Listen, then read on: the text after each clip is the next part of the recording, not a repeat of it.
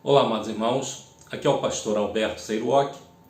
É uma alegria poder entrar mais uma vez na sua casa, no seu lar, para juntos estudarmos a Palavra de Deus. Pegue a sua revista e abra na lição de número 11 e nós vamos estudar hoje esta lição com o título Uma Contracultura no Mundo Perdido. É uma lição empolgante, acredito que você vai ficar impressionado com aquilo que você vai poder aprender no dia de hoje e como o Evangelho de Cristo, ele vem combater um sistema que já está estabelecido no mundo através daquilo que John Stott chamou de contracultura. E nós vamos analisar o texto bíblico que se encontra na carta do apóstolo Paulo aos Romanos, capítulo 12, todo o capítulo 12, dos versículos 1 até o 21. Então você é o nosso convidado para fazermos esta viagem e entendermos aquilo que o apóstolo Paulo deixou nesse texto para que nós pudéssemos entender como deve ser vivida a nossa vida aqui neste mundo, de uma forma diferente daquilo que o mundo apresenta. E nós vamos iniciar então lendo os primeiros 2 versículos da carta aos Romanos, no capítulo 12. Eu espero que você esteja com a sua Bíblia aberta. Caso você não esteja com a sua Bíblia, você pode acompanhar o texto na tela. Romanos 12, versículos 1 e 2.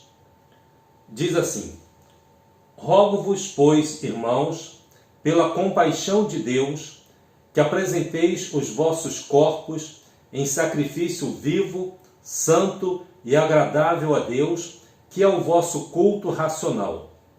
E não sede conformados com este mundo, mas sede transformados pela renovação do vosso entendimento, para que experimenteis qual seja a boa, agradável e perfeita vontade de Deus.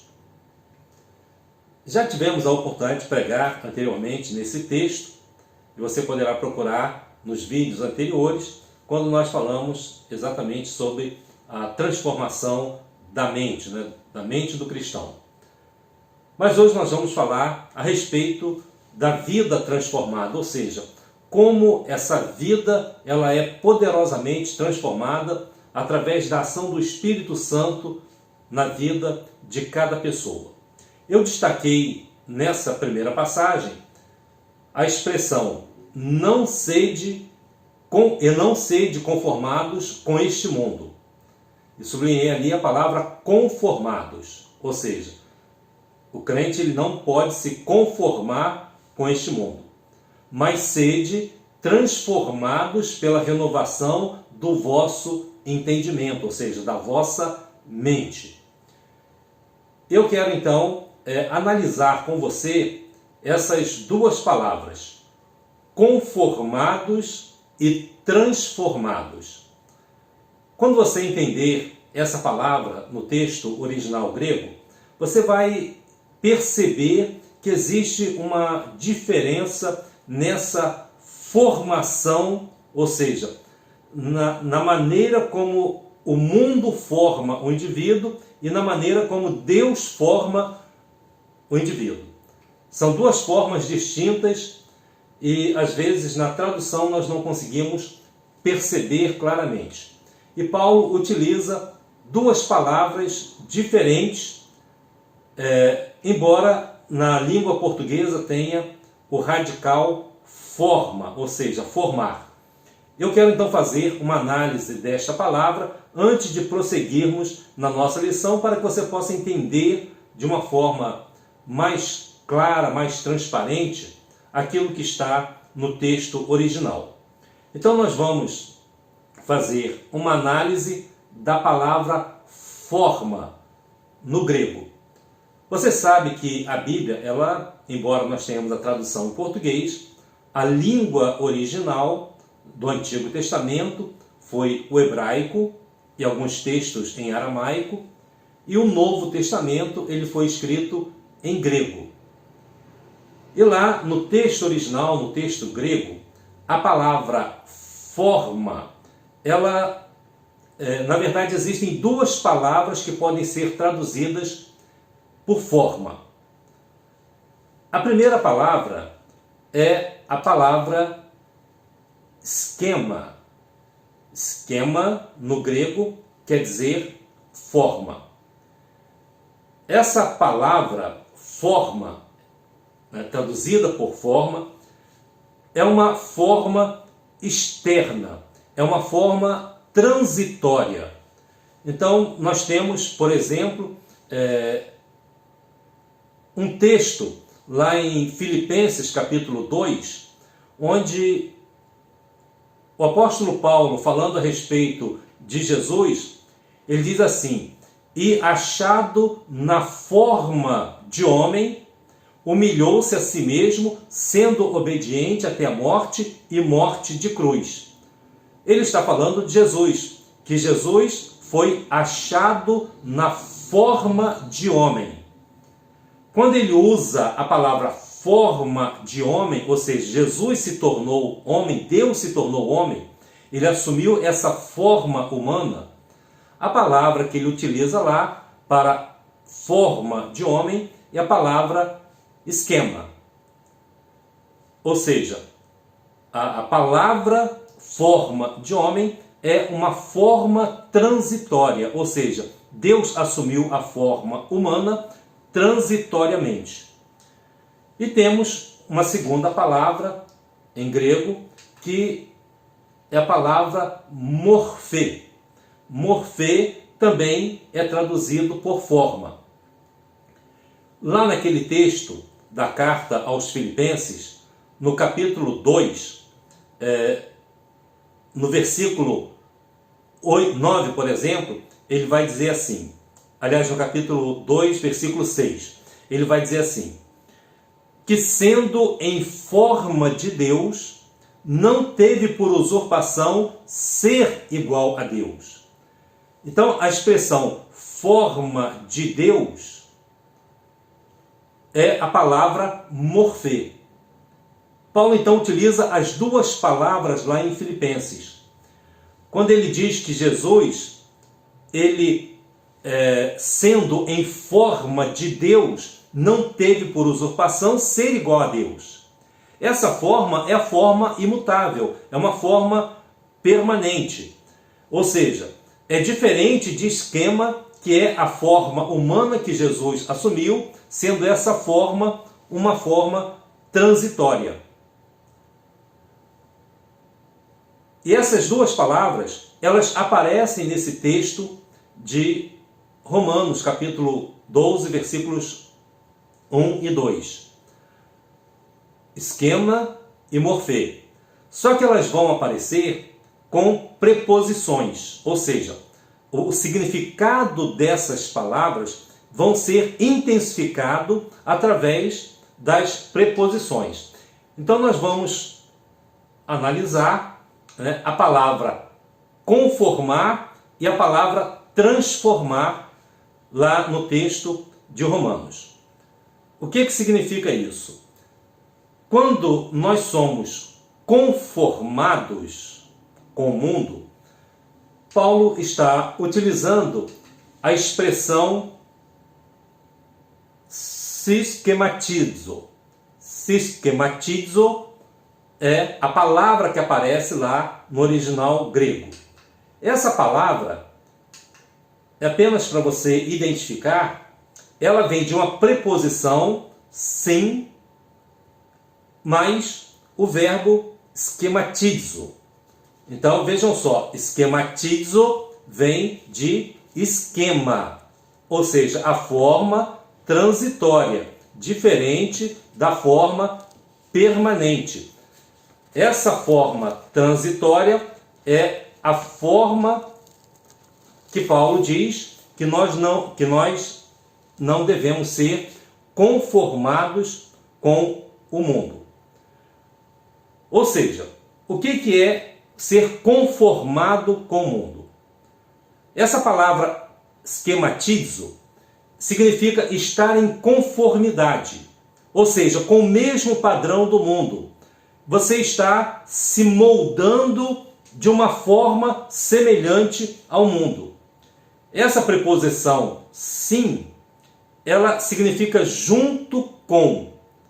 Ou seja, se a palavra é forma, é junto com a forma. Ou seja, você está se moldando, você está dando a mesma forma que o mundo quando você se conforma com ele. Dar a mesma forma significa se colocar na forma, ou seja, se colocando na forma do mundo, se colocando no padrão do mundo. Quando Paulo está dizendo, não vos conformeis com este mundo, é como se você, muitas senhoras aqui estão nos ouvindo e já fizeram, com certeza, um bolo. Quando você pega a massa do bolo e coloca numa forma redonda, o bolo vai sair quadrado? É claro que não. Ele vai sair redondo. Se você coloca numa forma, que tem algo no meio, esse bolo também vai assumir aquela forma, ele vai sair furado. Se você coloca numa forma quadrada, a massa ela vai assumir aquela forma, a forma da forma, e vai ser assado, e quando você tirá-lo da assadeira, ele vai ter exatamente aquela forma. Então, quando você se coloca na forma do mundo, você está se esquematizando, você está assumindo a mesma forma que o mundo tem. Paulo diz, não vos conformeis com este mundo. Não assumam a forma, não estejam em conformidade, não esteja de acordo com o padrão, não se molde semelhante ao mundo, não entre na forma do mundo, não se conforme com o mundo. É isso que ele está dizendo através dessa palavra.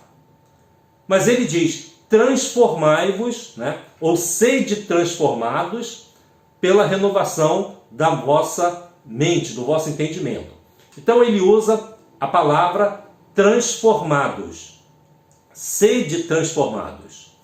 A palavra que Paulo utiliza, ela é diferente de esquema ou de esquematizo. Ele usa a palavra metamorfó. Metamorfó é o verbo que ele vai utilizar. E essa palavra, você vai perceber que ela possui a preposição metá, mais a palavra, o verbo morfó, ou seja, a palavra morfê, a mesma raiz de morfê, que é forma. Quando ele diz transformados e utiliza a palavra metamorfó, ele está dizendo que você precisa mudar. Ou seja, você precisa se transformar. Você vai além da forma. Ou seja, você vai além do padrão que o mundo estabeleceu para você. Então, metá é uma preposição que significa além de. É uma mudança de lugar, é uma mudança de posição. E quando você faz essa mudança de posição, você está mudando de lugar. E quando você muda de lugar, você também está mudando a sua forma. É interessante que esse verbo metamorfó, no Novo Testamento, ele só existe na voz passiva. Ou seja, não é você que se transforma. Por isso eu gosto muito da tradução sede transformados. Ou seja, sede transformados significa que você sofre a ação dessa transformação. Você não muda a sua própria forma. Você é mudado. Você é transformado. Então, ser transformado é a ideia dessa palavra. Essa transformação é ir além da forma que você possui, além da forma que você tem. Quando você pensa, por exemplo, nessa transformação, você vai ver que a mudança que ocorre é uma mudança radical. Você muda totalmente as características, você muda completamente a sua vida. É por isso que Paulo, então, diz que ao invés de sermos conformados, nós precisamos ser transformados. Ou seja, ao invés de sistematizo, metamorfo. Ou seja, você precisa ir além da forma, você não precisa ficar na forma. Ou seja, na forma, você precisa ir além da forma. Metamorfo. Eu quero então, resumindo, essas duas palavras, quando ele diz que você não deve ser conformado com o mundo, ele está dizendo então que você não deve tomar a forma do mundo. Ou seja, a massa de bolo que entra na forma. É como aquela massinha de modelar que as crianças colocam na forma e ela assume aquela forma da forma. A massinha de modelar, você faz o que você quiser, você dá a forma que você quiser. São formas transitórias. Isso é conformar. Agora, nós precisamos ser transformados. E quando você é transformado, você vai passar para uma nova forma na sua vida. Ou seja, a nova forma, ela não tem mais nada a ver com aquela forma antiga. É por isso que transformado pode ser traduzido como metamorfoseado. Ou seja, a palavra metamorfose é ir além da forma. É um novo estágio na vida da pessoa. Onde é que nós vemos, por exemplo, a metamorfose? Essa transformação através da metamorfose. A lagarta, por exemplo, que se transforma numa borboleta. Quando você olha para a lagarta, você fica com medo, você tem nojo. Quando essa lagarta ela entra no seu casulo e emerge na forma de um novo ser, você não tem medo da borboleta. Você até pega na sua mão, você acha bonita. Ou seja, o que aconteceu com aquele ser rastejante que se transformou agora num ser alado?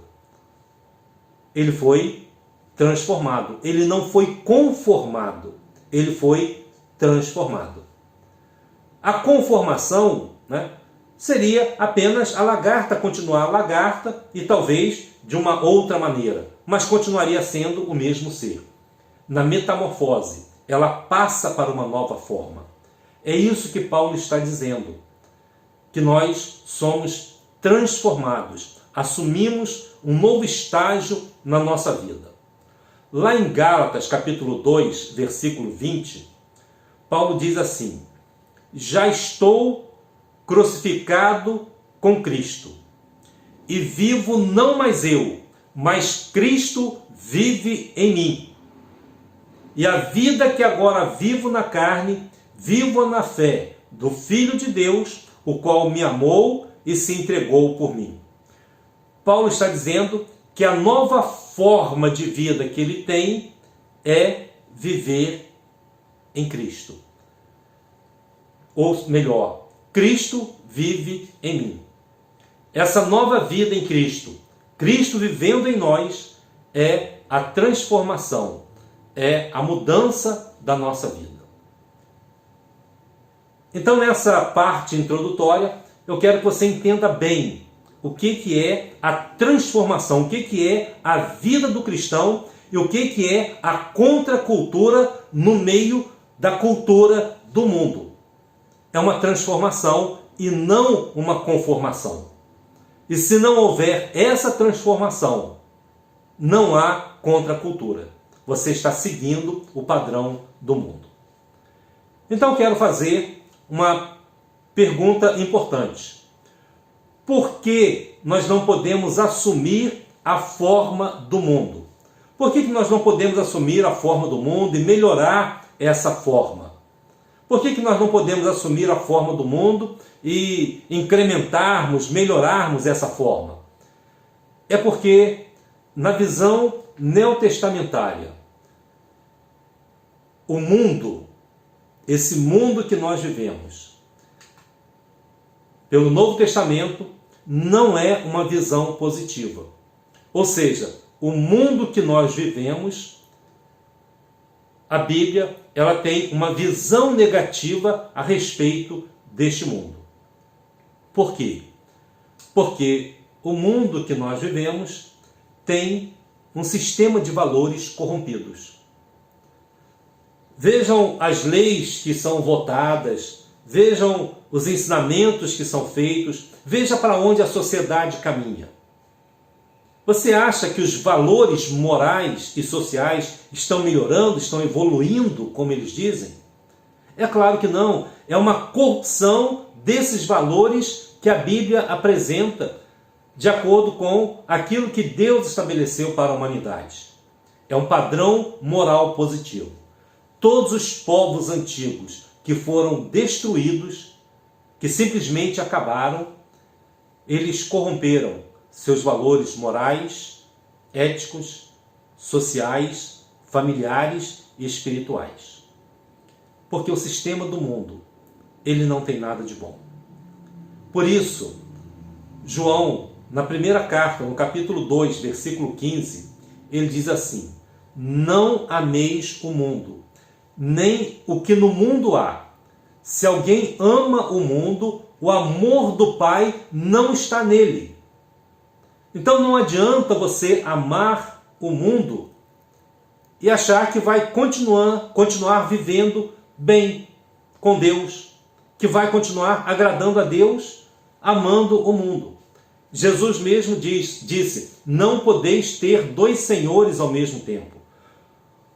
Ou você vai agradar um e desagradar o outro, ou vice-versa. Mas não podeis servir a dois senhores ao mesmo tempo. Nem às riquezas, nem a Deus. Nem ao mundo e Deus ao mesmo tempo. Você não consegue fazer isso ao mesmo tempo. Porque você vai agradar um e vai desagradar o outro. E se você quiser agradar a Deus, você precisa deixar de amar o mundo. É o que diz João na sua primeira carta, capítulo 2, versículo 15. E aqui então nós vamos entrar num conceito muito importante, que é o conceito de santidade na vida cristã. E essa santidade, ela tem início, ela começa na conversão da pessoa. E nós vamos entrar então aqui nesse conceito de santidade, ou seja, o viver para Deus. O que é ser realmente transformado? Ser transformado é viver em santidade. E quando você se converte, quando você abre o seu coração e recebe Jesus como Senhor e Salvador da sua vida, essa conversão é o divisor de águas. É aquilo que aconteceu antes da conversão e aquilo que está acontecendo depois da conversão. Então, antes da conversão, um tipo de vida. Depois da conversão, um outro tipo de vida por causa da transformação. E essa transformação, ela é evidenciada nessa santidade. Ou seja, você que era um pecador, continua sendo um pecador, mas agora buscando a santidade. Você agora se torna santo. É isso mesmo. De repente você pensa que santo são aqueles que estão lá nos altares das igrejas. Não, a santidade, ela se refere a cada pessoa que tem a sua vida sendo transformada por Deus. Numa transformação de vida. Numa metamorfose.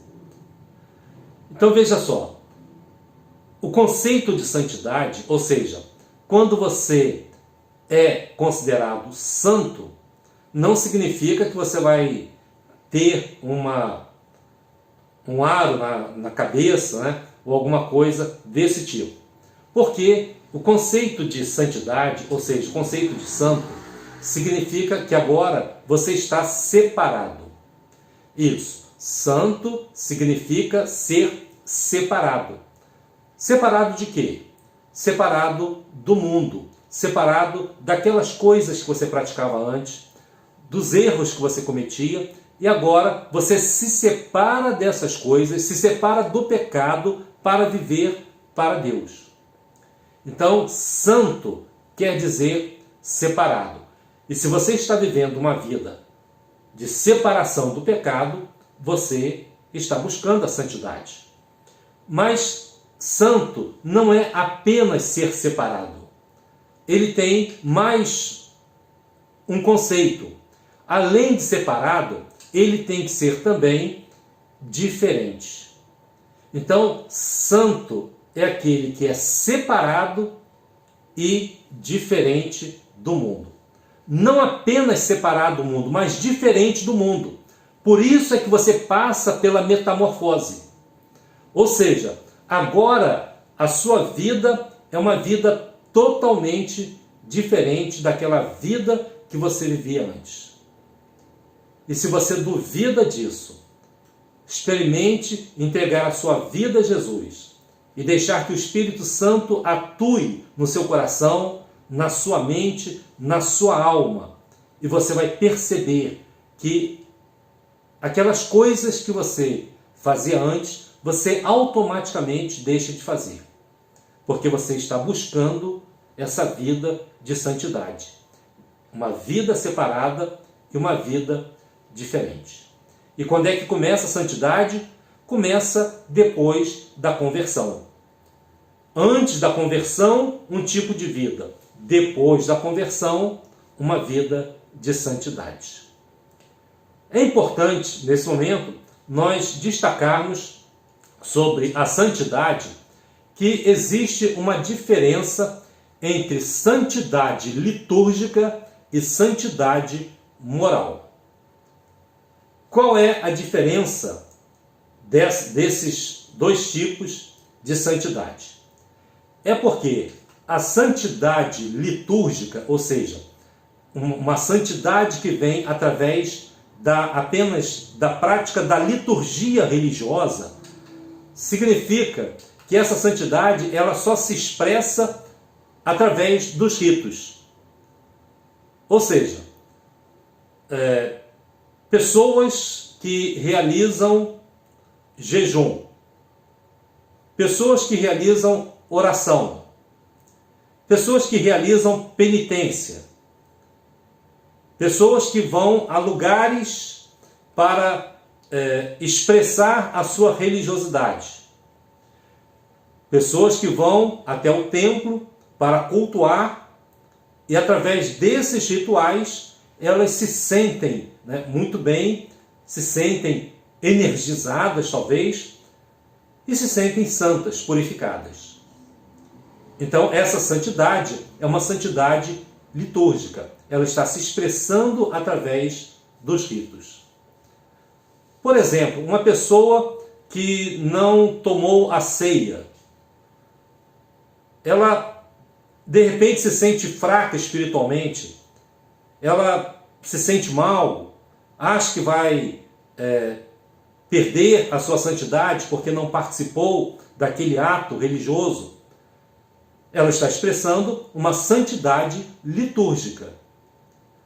E a santidade litúrgica, ela se expressa através desses ritos. Então a pessoa tem um ritual religioso para expressar a sua santidade. A santidade moral, ela é diferente. Por quê? Essa santidade moral, ela se expressa no caráter, nos valores e na vida da pessoa. Então, a santidade litúrgica, por exemplo, o indivíduo pode ir lá, participar de todos os rituais, e quando ele sai dali, ele retorna ao pecado, retorna à mesma vida que antes. Se sentiu bem e agora acha que está propício a continuar pecando.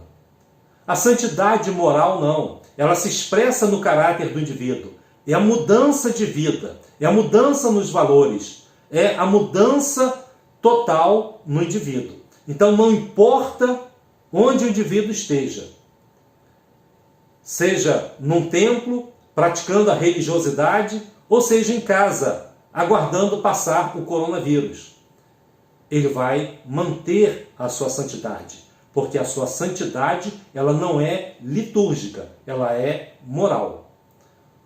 Podemos ficar o resto da vida sem voltarmos ao templo, mas continuaremos santos diante de Deus.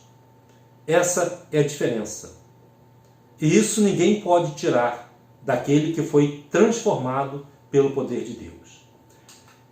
E essa santidade moral, ela vai se expressar na correta utilização dos dons espirituais.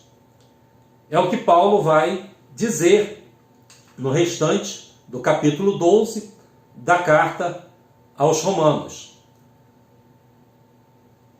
E ele diz assim: porque pela graça que me é dada, digo a cada um dentre vós que não pense de si mesmo além do que convém. Antes pense com moderação, conforme a medida da fé que Deus repartiu a cada um. Porque assim como em um corpo temos muitos membros, e nem todos os membros têm a mesma operação, assim nós, que somos muitos, somos um só corpo em Cristo, mas individualmente somos membros uns dos outros. Ou seja, fazemos parte de um corpo e dentro desse corpo cada um tem a sua atividade, cada um tem a sua operação, cada um tem diferentes dons para ser utilizado. E o dom que você tem, esse dom você vai colocar em prática. Falamos sobre esse tema também numa mensagem anterior, advertindo as pessoas, cuidado, porque você pode perder tudo. Ou seja, você pode assistir esse vídeo e você vai entender melhor a importância da utilização dos dons. Paulo continua dizendo: de modo que, tendo diferentes dons, segundo a graça que nos é dada, se é profecia, seja ela segundo a medida da fé. Se é ministério, seja em ministrar. Se é ensinar, haja dedicação ao ensino. Ou o que exorta, use esse dom em exortar. E o que reparte, faça-o com liberalidade. O que preside, com cuidado. O que exercita misericórdia, com alegria. Então, na utilização dos dons, você está colocando em prática essa santidade que você possui. Ou seja, a nossa santidade, ela é uma santidade que busca ser útil para todas as pessoas. Somos separados, somos diferentes para ministrar aos outros aquilo que Deus nos proporcionou. Preciso ainda, nesse ponto da santidade, fazer uma diferenciação aqui entre santidade mística e santidade relacional. Você vai encontrar isso também na lição. O autor faz essa diferença entre santidade mística e santidade relacional. O que é a santidade mística? Santidade mística, ele coloca como exemplo os santos do puleiro, na Idade Média.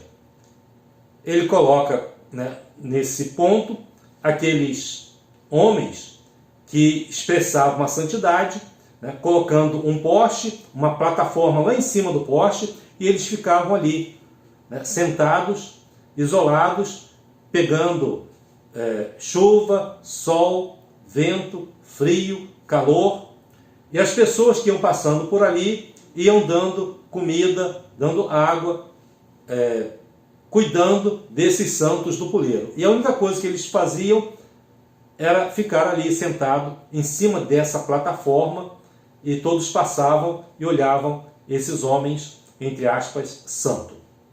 O que o santo do poleiro pode fazer? Ele não faz nada. Ele não ajuda ninguém. Pelo contrário, ele precisa ser ajudado. A santidade mística leva o indivíduo ao isolamento. Ou seja, ele acha que se torna santo quando ele se separa do mundo, mas não se separa das coisas do mundo. Ou seja, o mundo, na verdade, não separou dele. Ele se separou do mundo e está se escondendo em algum lugar. Esse tipo de santidade mística, ela não traz grandes benefícios ao ser humano, porque leva o indivíduo a esse isolamento. A nossa santidade é uma santidade relacional, ou seja, a nossa santidade, ela se manifesta através das vidas entrelaçadas. A nossa santidade, ela se expressa dentro do grupo que nós estamos.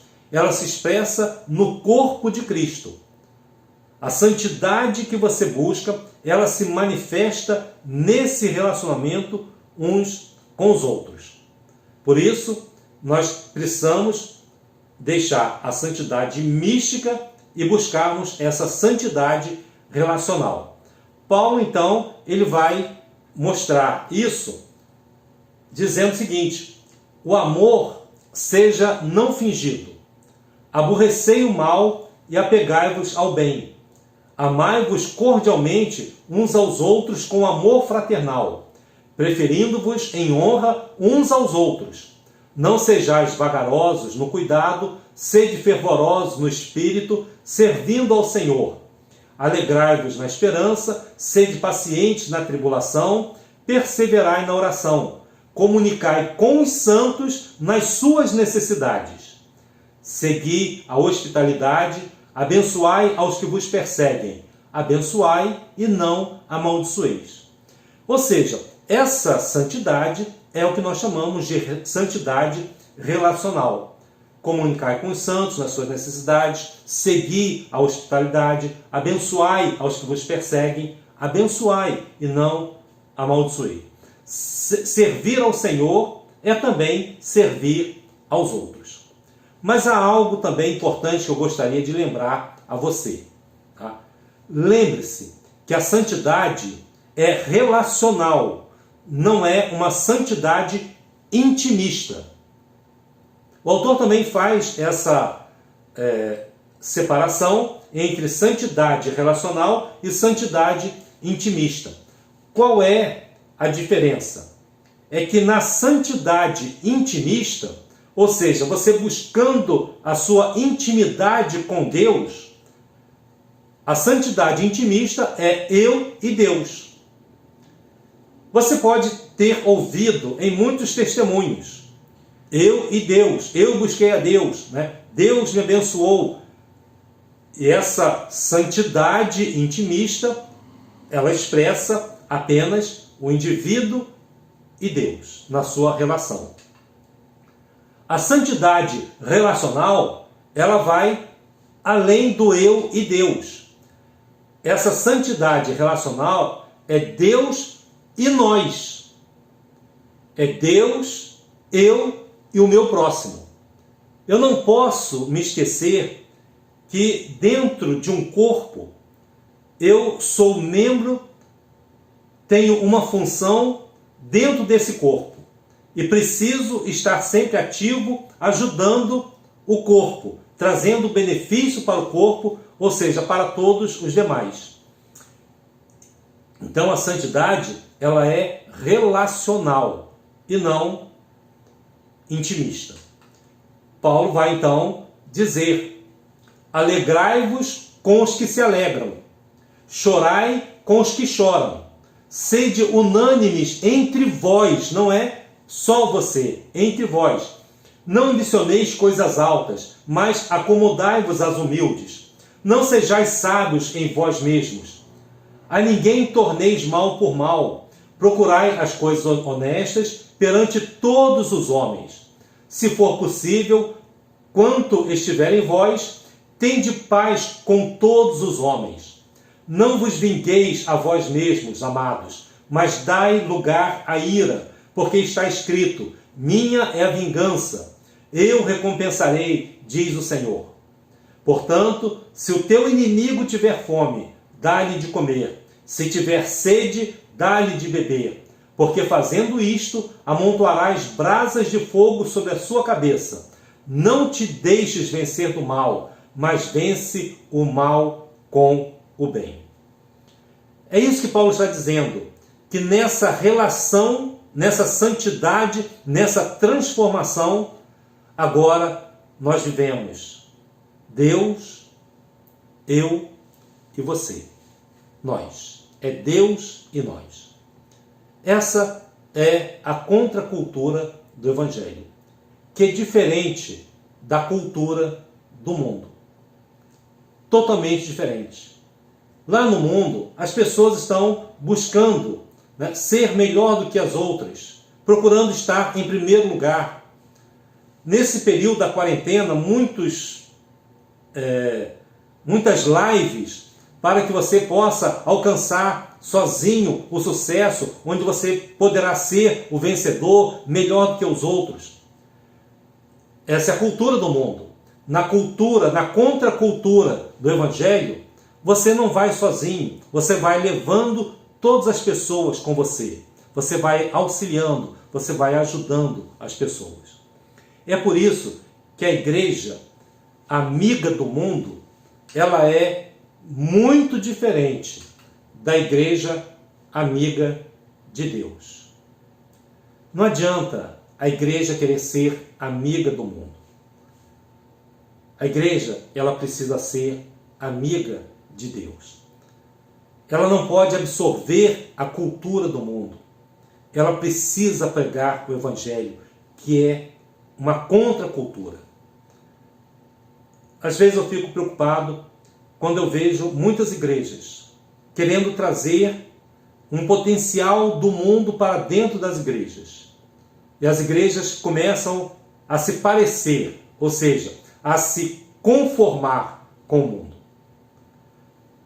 Quando, na verdade, o que nós estamos aprendendo aqui, na contracultura do Evangelho versus a cultura do mundo, é que a igreja precisa ser transformada por Deus. A igreja precisa ser amiga de Deus. Por isso, Tiago, no capítulo 4, versículo 4, ele diz assim: adúlteros e adúlteras, não sabeis vós que a amizade do mundo é inimizade contra Deus? Portanto, qualquer que quiser ser amigo do mundo, constitui-se inimigo de Deus. Que adultério é esse que Tiago está falando? É desse adultério espiritual, dessa traição a Deus. Quando você busca os favores do mundo, quando você busca o auxílio do mundo e se esquece de Deus, quando você quer ser amigo do mundo, você se torna inimigo de Deus. Nesse adultério espiritual, nessa traição ao Senhor que te salvou. Por isso, Timóteo diz que essas pessoas são traidores, obstinados, orgulhosos, mais amigos dos deleites do que amigos de Deus. Infelizmente, é isso que tem acontecido na vida das pessoas. Mas, felizmente, muitas pessoas também passaram por essa metamorfose, passaram por essa transformação e estão sendo transformados para a glória de Deus. O meu convite a você é para que você também passe por essa transformação.